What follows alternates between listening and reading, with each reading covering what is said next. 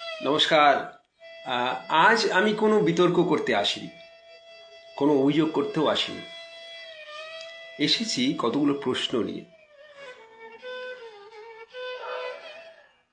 একটা খুব গুরুত্বপূর্ণ প্রশ্ন নিয়ে, শব্দ কিভাবে থাকে, সংস্কৃতি কিভাবে টিকে থাকে। এই প্রশ্নটা আজকে খুব জরুরি, কারণ আমরা এমন এক সময়ে দাঁড়িয়ে আছি যেখানে শব্দকে সহজেই আওয়াজ বলে ভুল হয়, আর সংস্কৃতিকে মনে করা হয় সে একটা ভাঙার মতো বস্তু। কিন্তু ইতিহাস আমাদের অন্য কথা বলে। ইতিহাস বলে বিল্ডিং পুড়েছে, সংবাদপত্র পুড়েছে, মানুষ পুড়েছে, কিন্তু শব্দ কখনো পড়েনি। শব্দ শুধু রূপ বদলেছে।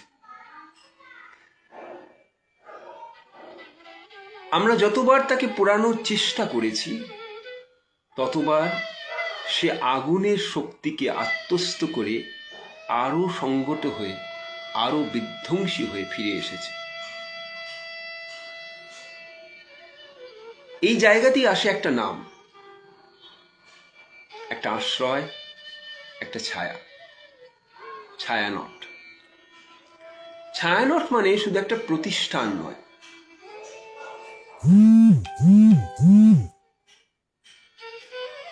ছায়ানট মানে যেখানে শব্দ আশ্রয় পায়, যেখানে আগুনের উন্মত্ততা এসে রসে রূপান্তরিত হয়।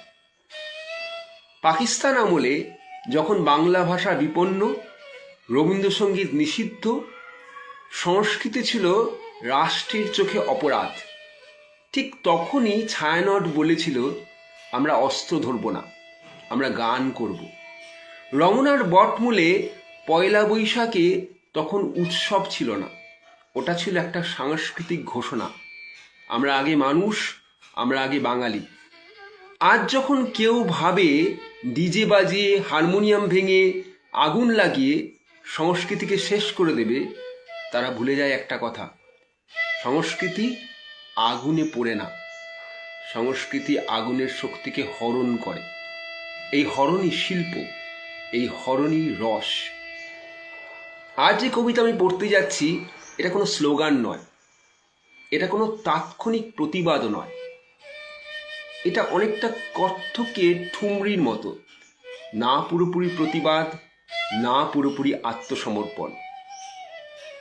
এটা সংযত বাসনা, এটা রসাত্মক রোকনা।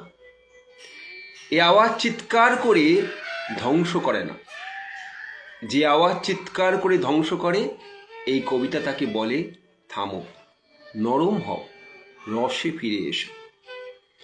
কারণ শেষ পর্যন্ত শব্দই থাকে, সংস্কৃতি বাঁচে। সমাজ ভেঙে পড়লেও মানুষের ভিতর কোথাও রসের একটা ক্ষুদ্র প্রদীপ জ্বলে থাকে। সেই প্রদীপের নাম ছায়ানট।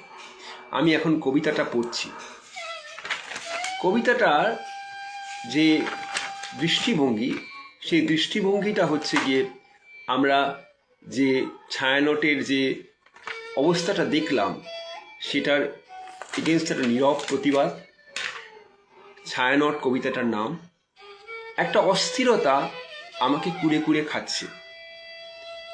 এটা কোনো ব্যক্তিগত অস্বস্তি নয়, এখানে শব্দের শরীরে জমে থাকা এক অশান্ত শক্তি। এ যেন শব্দের শরীরে জমে থাকা এক অশান্ত শক্তি। মনে হয় কেউ প্রাণ শক্তিটাকে টেনে নিয়ে যেতে চাইছে, অথচ মানুষ ভাবে শব্দকে বন্ধ করা খুব সহজ। ভুল। শব্দকে কখনো বন্ধ করা যায় না। শব্দ কেবল রূপ বদলায়। ইতিহাসে বড় বড় বিল্ডিং পুড়েছে, সংবাদপত্রের অফিস পুড়েছে, কিন্তু শব্দ পুড়ে যায়নি কখনো। যত পুরানো হয়েছে, ততই দেখা গেছে শব্দ আগুনের শক্তিটাকে আত্মস্থ করে ফিরে এসেছে, আরো সংহত, আরো বিধ্বংসী হয়ে। যারা রাস্তায় উচ্চস্বরে ডিজে বাজিয়ে মাতাল উল্লাসে হারমোনিয়াম ভেঙে দেয়, যারা যন্ত্রপাতি মাঝে একবার একটুখানি বিক্ষেপ হয়েছিল, যারা যন্ত্রপাতি জ্বালিয়ে ঘর ভাঙে, চিৎকার করে ভাবে সংস্কৃতি শেষ, পুড়িয়ে দিলাম, তারা বোঝে না সংস্কৃতিকে আগুনে ধ্বংস করা যায় না। সংস্কৃতি আগুনের শক্তিকে হরণ করে। এই হরণই শিল্প, এই হরণই রস।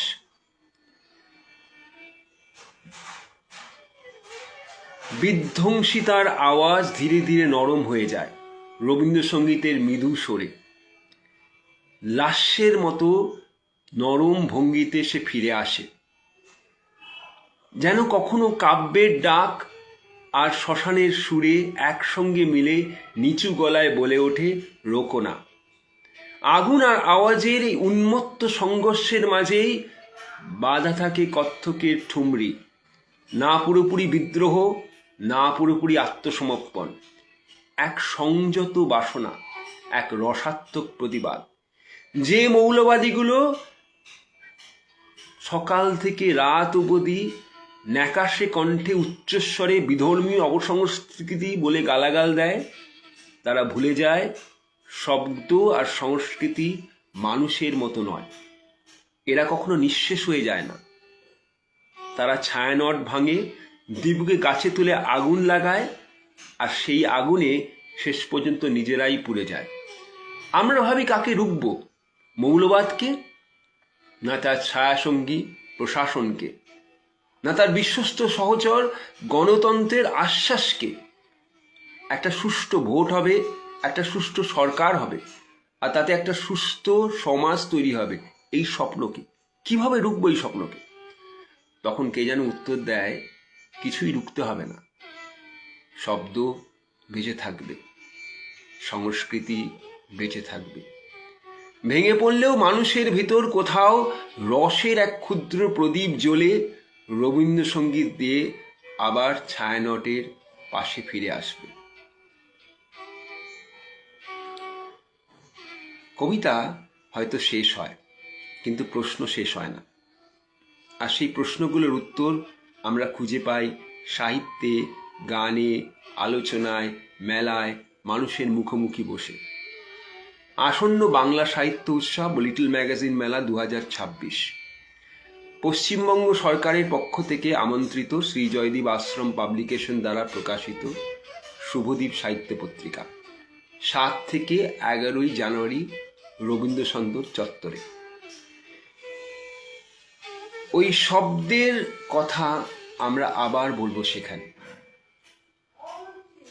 যেখানে শব্দ বেঁচে থাকবে, সংস্কৃতি বেঁচে থাকবে, আর আগুনের কে তারা পরিবর্তন করবে রসে।